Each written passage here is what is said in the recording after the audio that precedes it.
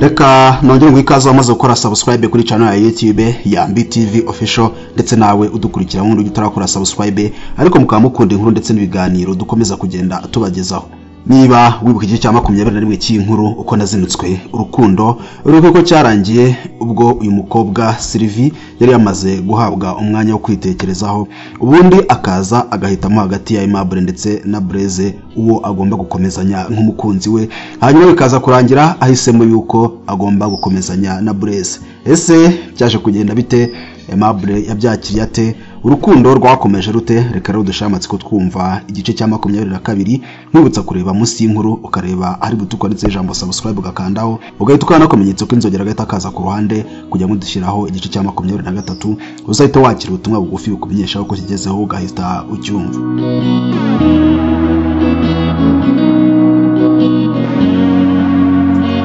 Burya ngo kamara mpaka niyitora kandi niyo yamamaza ugatsinda uzigurira agacupa kuko ikizere wigiriye n'abandi bakigufitiye, ariko kandi no kubitwa inshuro bakakurahira twinikaga bakagutsinda uzamirirane utuzo harira abandi. Burya ntawe burira hose ubutaha uzongera uhanyanyaze nta wamenya. Muhira wahuritse nagarutse, iminsi yari inzonza ariko ndayigaranzuye ndagarutse. Duherukana mbabwira amahitamo ya Sylvie yanguyeho nkamwegukana imbere ya mugenzi wanjye Aimable.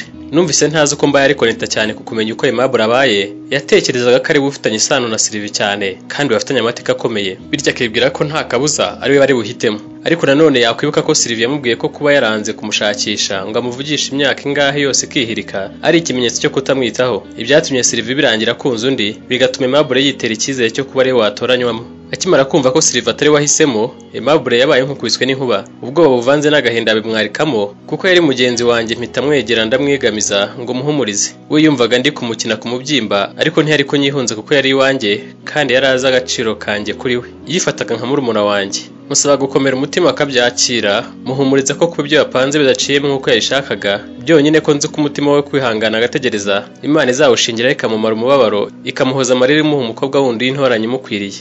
Sylvie nawe akimara guhitamo njye yahise yicwa n'ikimwaro bitewe n'ukuntu Aimable ababajwe n'ibibaye. Yibwiraga ko wenda hari ubundi buryo yakabaye yakoresheje ariko nyine nta kindi ari kubikoraho, yari yamaze guhitamo. Yakomeje kubika umutwe byamucanze, njye nta kintu namufashaga kuko numvaga ari we n'ubundi kabitera.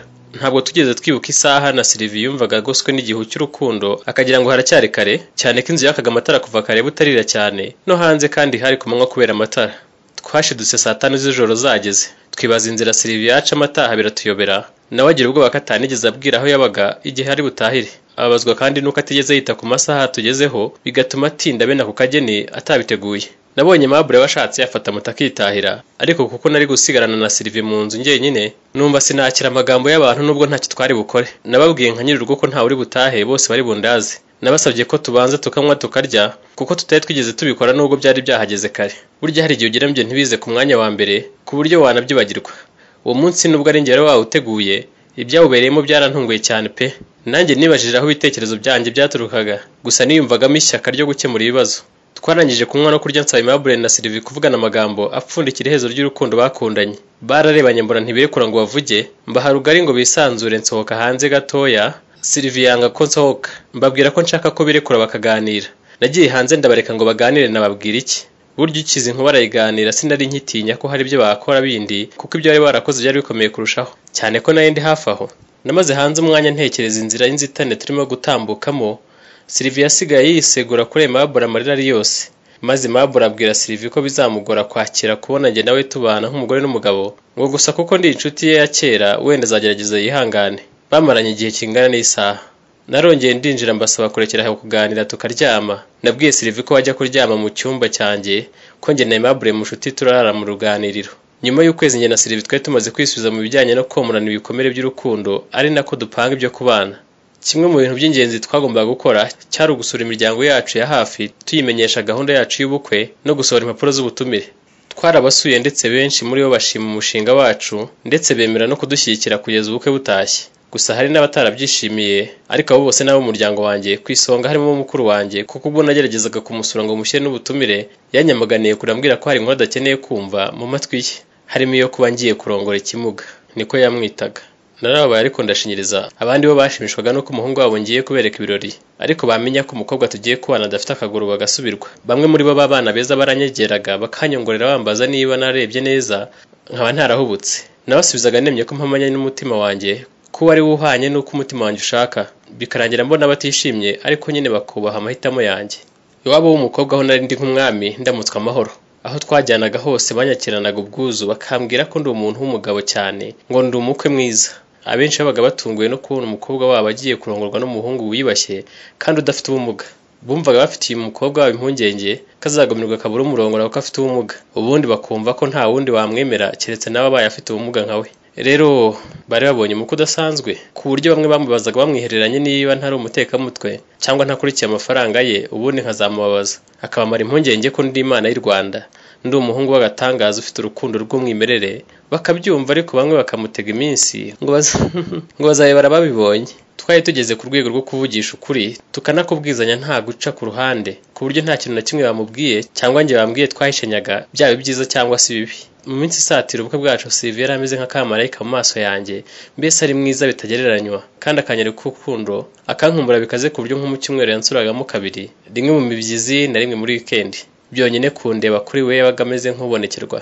Mu by'ukuri yari arimo kubyaza umusaruro amahirwe yari yahawe yo kongera kunkunda. Ariko si we gusa mu mutima, nanjye numvaga ntekanye mu rukundo, nta kindi nkeneye. Ntawe ari kuza ambwira ikindi cyose kijyanye n'urukundo, hata ntabwo twari gukiranuka. Mbega uburyohe bw'urukundo! Uzi kuganira n'umuntu ukunda isaha imwe 3-5, umunsi ukabashiriraho ibyo muvugana bitarashira, ubaye utetse inkono ikaba yashya ikagera n'aho ishirira, wiyicaye iruhande nturabukwe.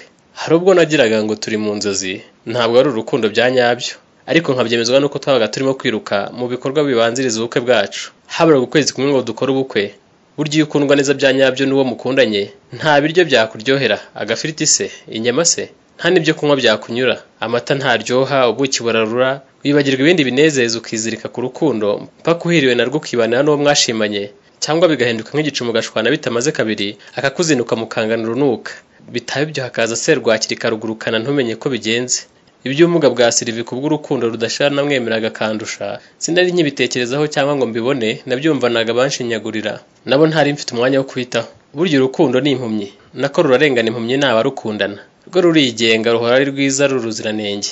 Nitwe turuzanamo amarangamutima y'uburakari, gufuha, gucana inyuma, kubeshyerana, ubugambanyi no kwihorera, naho ubundi tubyirinze tukabigendera kure, rwaturyohana tukageza ku ndunduro y'umunezero twifuza.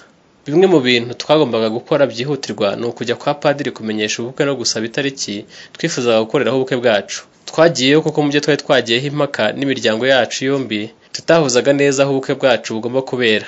Ababyeyi ba Sylvie bo bifuzaga ko umuhango wo gukwa ubera icyangugu ku ivuko ry'umukobwa, kuko bifuzaga kwereka abaturanyi ibirori by'umukobwa wabo, naho ababyeyi banjye bo bakabigarama bavuga ko ari kure cyane, byatuma bene wacu benshi batuye i Nyagatare batazitabira ubukwe, cyane ko noneho nari nshatse umukobwa batiyumvagamo neza. Rero rwabuze gica kubera ko buri muryango wihagararagaho. Rero buriya mu mihango y'ubukwe iwabo w'umukobwa niwe baba bategeka kurusha iwabo w'umuhungu. Nanjye ntimumbaza impamvu nuko nabisanze. Niba ari uko umukobwa bavuye mu muryango agiye kuba ahandi bikagorana kumurekura wenda bakimukunze, niba ari iyihe mpamvu rwose nanjye njya mbyibazaho bikanyobera.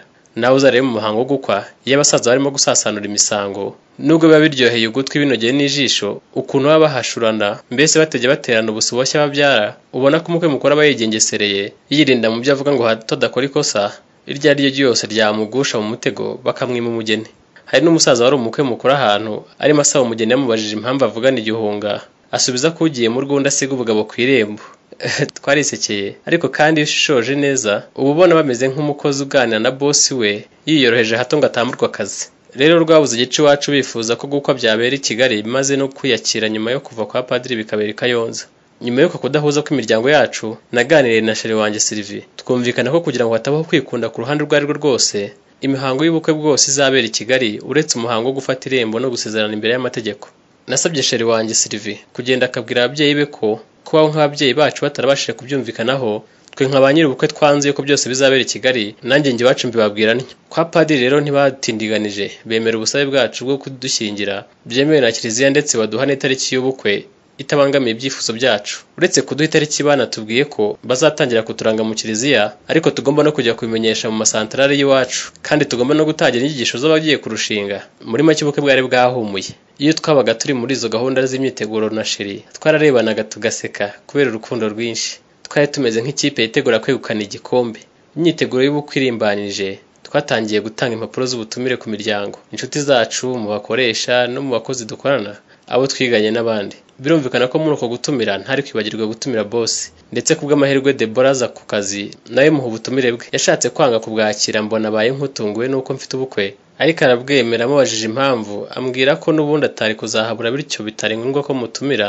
Nanone yongeraho ko atarazi ko namutumira n'ukuntu umwanga urunuka. Namubwiye ko icyo twapfaga cyarangiye, bityo nta birenze. Ansubiramo ngo nta birenze, sinabitindaho. Muri uko gutanga ubutumire, Sylvie yambwiye ko afite mukecuru we wamukundaga bikaze cyane ko ariho yarerewe, bityo ngo tugomba kujyanayo akadusabira umugisha. Twajyanyeyo dusanga yarabaye umurokore, maze aranyishimira, ambwira ko nkwiye kuzafata neza umukobwa wabo. Ndabimusezeranya, ambwira kutazamuharuka ngo muharike ibindi bizongereza by'i Kigali, aranadusengera. Numvise atangiye kuvuga bimwe bita indimi, atitira cyane, adufasheho njye na Sheri dupfukamye. Atubwira ko imbere yacu habonye ikigeragezo gikomeye cyane, atazi uburyo tuzakirenga, kandi kizanywe n'umuntu wa hafi. Araturirira cyane, atubwira gukomera umutima, ngo kuko kitoroshye na busa. Numvaga nayipinze cyane kuko twajyaga tubona bititiza, nyuma tukabona bagira imishiha ndetse bagakora nk'ibyo natwe dukora, kandi bita barokore. Ariko kuko yari umukecuru akuze cyane, nkumva ko atakina iyo mikino. Natangiye kwibaza umuntu waba ashaka kubangamira ubukwe bwacu. Nibuka ko Ernest atadushyigikiye, kandi sinari namuherutse. Aimable we nari nzi ko yiyakiriye. Ahubwo nibuka ko mukuru wanjye atakozwe iby'urukundo rwanjye na Sylvie, ndetse ko yari yarambwiye ko atazanshyigikira na gato muri uwo mushinga w'ubukwe dushaka gutangiza. Uwo mukecuru yarangije kudusengera turataha, gusa mbona asigaranye agahinda kenshi.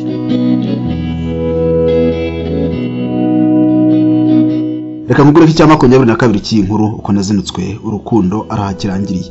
Niba hari amatsiko usigaranye uko byaje kugenda, wowe icyo usabwa gusa no kureba munsi y'inkuru, ukareba hari butukorense ijambo subscribe ugakandaho, ugahita ukanda akamenyetso k'inzogera gahita kaza ku ruhande kugira ngo udashiraho igice cya 23 uzahita wakira ubutumwa bugufi bukumenyesha uko kigezeho, ugahita ucyumva.